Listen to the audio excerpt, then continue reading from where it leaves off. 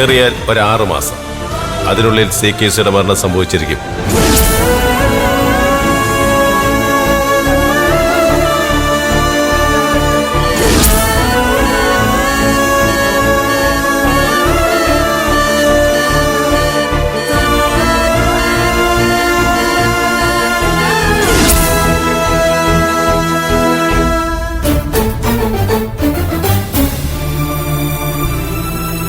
Anti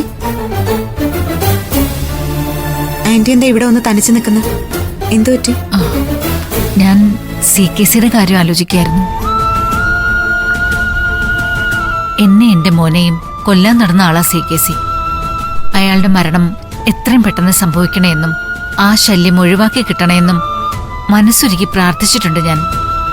പക്ഷേ ഇന്ന് 6 മാസം മാത്രം ആയുസുള്ള മരണം കാത്തുകിടക്കുന്ന ഒരാളാണ് അയാളെന്നറിഞ്ഞപ്പോ എന്തോ ഒരു വല്ലായ്മ പോലെ.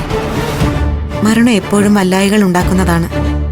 പക്ഷെ ഇത്രയധികം ചതികൾ ചെയ്ത ഒരാളോടുള്ള ദേഷ്യം മുഴുവൻ ഒരൊറ്റ ദിവസം കൊണ്ട് അലിഞ്ഞില്ലാതായോ?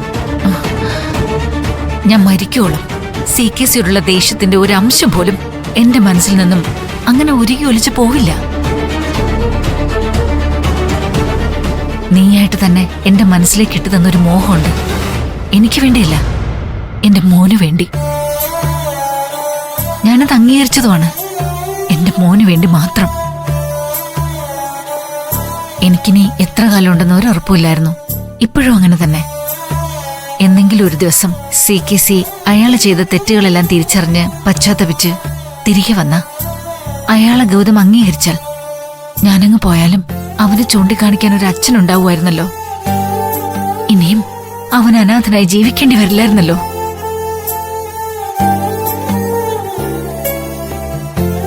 CKC മരണത്തിന് കീഴടങ്ങാൻ പോവാണെന്നറിഞ്ഞതോടെ നീ എന്റെ മനസ്സിലേക്ക് ഇട്ടു തന്ന ആ മോഹം ഇല്ലാതായത്. ഇനിയുള്ള 6 മാസങ്ങൾ ആദ്യം ആരാണെന്നുള്ളൊരു മത്സരം. ആദ്യം പോകുന്നത് CKC ആയിരിക്കോ അതോ ഞാനോ? അതോ ഇനി 2 പേരോ? എന്തായാലും എന്റെ മോൻ അനാഥനായി പോവും. ആവശ്യമില്ലാത്ത ചിന്തകളാണ് ആന്റി ഇതൊക്കെ. ഇപ്പോഴും ആന്റിക്ക് ഒന്നും സംഭവിക്കാൻ പോകുന്നില്ല. പിന്നെ CKCയുടെ കാര്യം ചിലപ്പോ ഒരു മിറക്കിൾ സംഭവിച്ചുകൂടായികയില്ലല്ലോ. അയാളും ജീവിതത്തിലേക്ക് തിരിച്ചു വന്നാലോ? സ്വന്തം ജീവിതത്തെ സ്വയം തിരുത്തിയെടുത്താലോ? അങ്ങനെ സംഭവിച്ചാൽ ഗൗതമിന് അയാളെ അംഗീകരിക്കാൻ കഴിഞ്ഞാൽ ഗൗതമിന് അച്ഛനും അമ്മയും ഉണ്ടാവില്ല ആന്റി.